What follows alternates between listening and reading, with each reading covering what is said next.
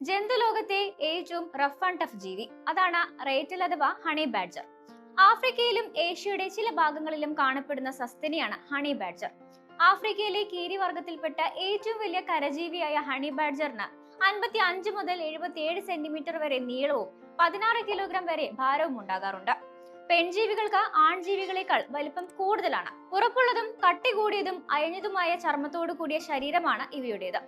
അതിനാൽ ശത്രുക്കൾ പിടികൂടുമ്പോൾ വളരെ എളുപ്പത്തിൽ അവയുടെ പിടിയിൽ നിന്ന് രക്ഷപ്പെടാൻ സാധിക്കുകയും ചെയ്യും. അതിശക്തമായ കൈകാലുകളും അസാമാന്യ കരുത്തും അതിജീവന ശേഷിയും ഒക്കെയാണ് ബാഡ്ജറിനെ മറ്റുള്ള ജീവികളിൽ നിന്നും വ്യത്യസ്തമാക്കുന്നത്.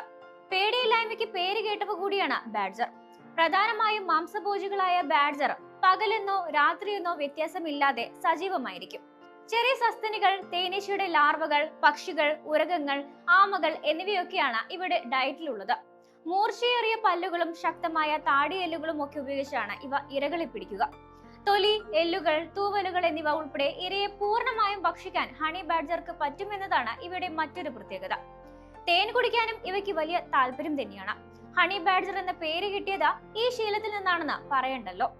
പ്രതിരോധ ശേഷി കൂടുതലുള്ള ജീവികളായ ഹണി ബാഡ്ജറിന്റെ കട്ടിയുള്ള ചർമ്മം തേനീച്ചയുടെ കുത്ത്, മുള്ളൻ പന്നിയുടെ മുള്ളുകൾ, വലിയ മൃഗങ്ങളുടെ കടി എന്നിവയെ പ്രതിരോധിക്കും.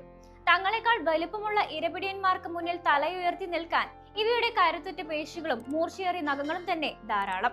അഥവാ ശത്രുക്കൾ പിടികൂടിയാലും അവയുടെ കയ്യിൽ കിടന്ന് തന്നെ തിരിഞ്ഞും മറിഞ്ഞുമൊക്കെ ആക്രമണം നടത്താൻ ഇവയ്ക്ക് സാധിക്കുകയും ചെയ്യും.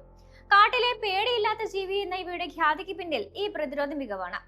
സോഷ്യൽ മീഡിയയിലും യൂട്യൂബിലും ഒക്കെ നിരവധി പേരാണ് ഹണി ബാഡ്ജറുടെ പേടിയില്ലായ്മയും ആക്രമണ രീതികളെയും ഒക്കെ പ്രശംസിച്ച് വീഡിയോകളും മറ്റും ഇറക്കാറുള്ളത്. ആഫ്രിക്കയിലും ഏഷ്യയിലും മാത്രമാണ് കണ്ടുവരുന്നതെങ്കിലും ഹണി ബാഡ്ജർക്ക് ലോകമെമ്പാടും ആരാധകരുണ്ട്.